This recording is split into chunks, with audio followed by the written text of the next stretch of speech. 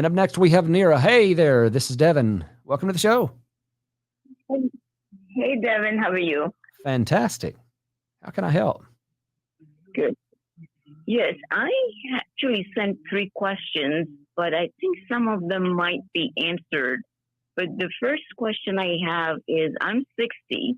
My husband is 3.5 years apart, and he left his job this year at 63 and a half.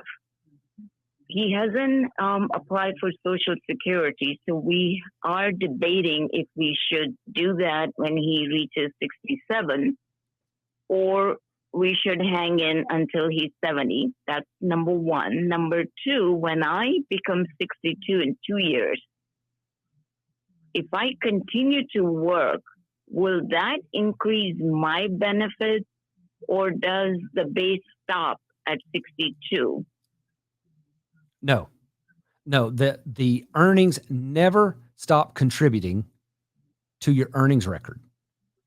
And it's always your highest 35 years of inflation adjusted earnings that's taken out and ran through the formula. And those benefits are supposed to be recalculated annually. So if you look at your high 35 years, and you're going to have to look at those after the adjustments for inflation is done. And you can do that. The Social Security website has some good tools that you can go in there and you can figure out exactly what that amount is after the inflation adjustment. Then if the earnings that you're making now replace any of those high 35 that you have, then your benefit's going to be recalculated and it's going to increase. But they do not stop at age 62 because that is what I was told by someone. Okay. That is not So correct. That's one question. Second, if my husband was to apply for his Social Security benefits at his full retirement age, soon after I would be 62, so I could also be able to take my benefits. However, he is higher earner. So typically, if I was to get benefits from him, my half would be, I believe, higher than what I would get on my own. So do I need to also apply for benefits in order to get that, or how does that work? Yes.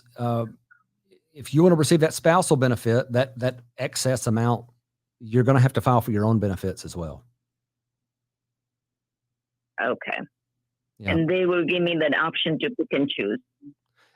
Yeah, the actual way that it'll work is, let's assume that your husband's benefit is $3,000, and that tells you that at your full retirement age, you could receive a spousal benefit of $1,500.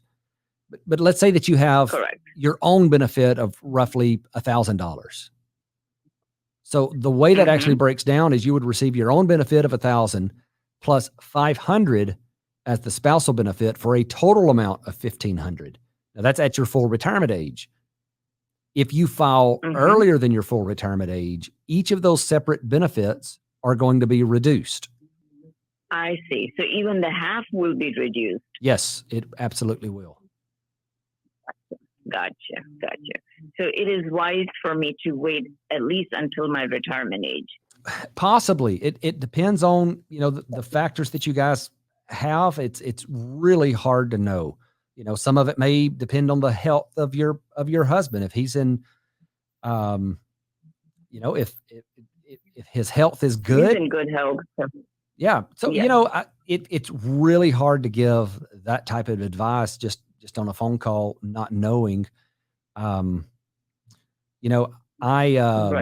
would say that you may want to go out to my YouTube channel.